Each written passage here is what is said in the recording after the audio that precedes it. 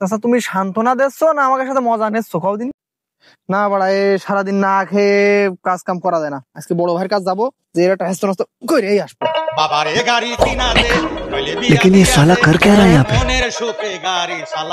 लेकिन एक सेकंड বাড়া আসতে আসতে ভাইয়ের পেয়ে গেছে। ভাই ভাইয়ের সাথে আজকে বোঝাপড়া হবে। ভাই শোন, কি হয়েছে তোর? কি হয়েছে? ভাবাই আসছিস কে? কি হয়েছে? তোমার সাথে আজকে আমার বোঝাপড়া আছে, কথা আছে, খুব আর্জেন্ট কথা আছে।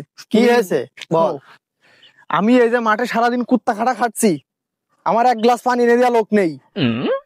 আর ওই আজিজুল ওই ভুইতে কাজ করছিল, ওর বউ ভাত পানি নিয়ে আসে ওর খাই দিয়ে থেকে গেল। अच्छा কিছুদিন আগে ওই যে ফুলি বাগানে কাজ করছিল শেরালি, ওর দেখলাম যে ওর বউ এনে ভাত পানি এনে খাইয়ে গেল।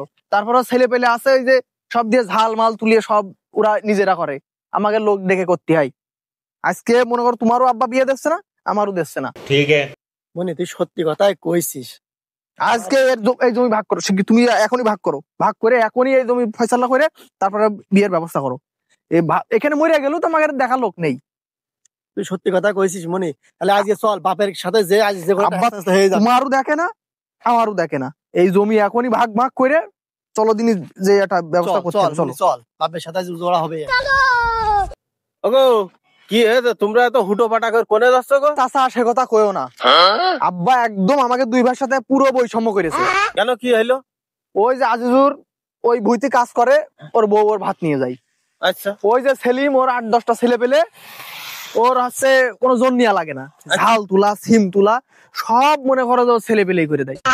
আমাকে দুই ভাইয়ের এই জোন নীতি নীতি সব টাকা যায় ফুরিয়ে যায়, ভুইতে কই সব ফুরিয়ে যায়। তাই আমরা একটা করেছি, এই জমি ভাগ টাগ করে দুই ভাইয়ের একটা বিয়ে দিতে হবে। আবার যে আজকে একদম পুরো ধরবো, এত বৈষম্য সহ্য করা যায় না। তার মানে তোমাদের বউ ছেলে পেলেও নেই, জন খরচ দিদি দিদি তোমরা ভ্যানিস। আরে বাপু তোমরা যা ভাবছো সেটা না, তোমাদের আজকে বাচ্চা কাচ্চা নেই, তোমাদের এই বউ নেই, ভাত নিয়ে যাওয়ার লোক নেই, তোমরা কি মনে করছো তোমাদের নিয়ে তোমাদের বাপ মা ভাবে না?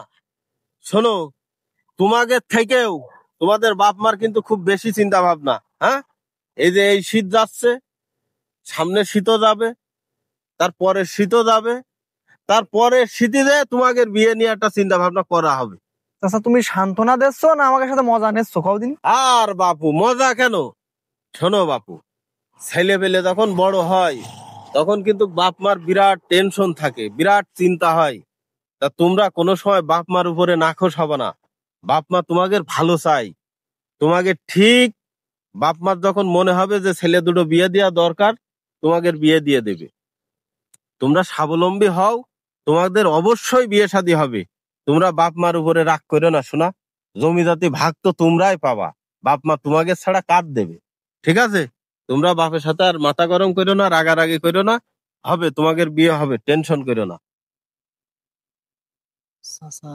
ভালো কথাই কয়েছে।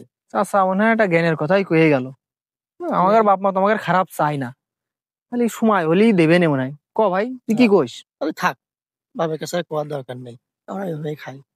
খালি বাপ দেখবে না, সমস্যা নেই।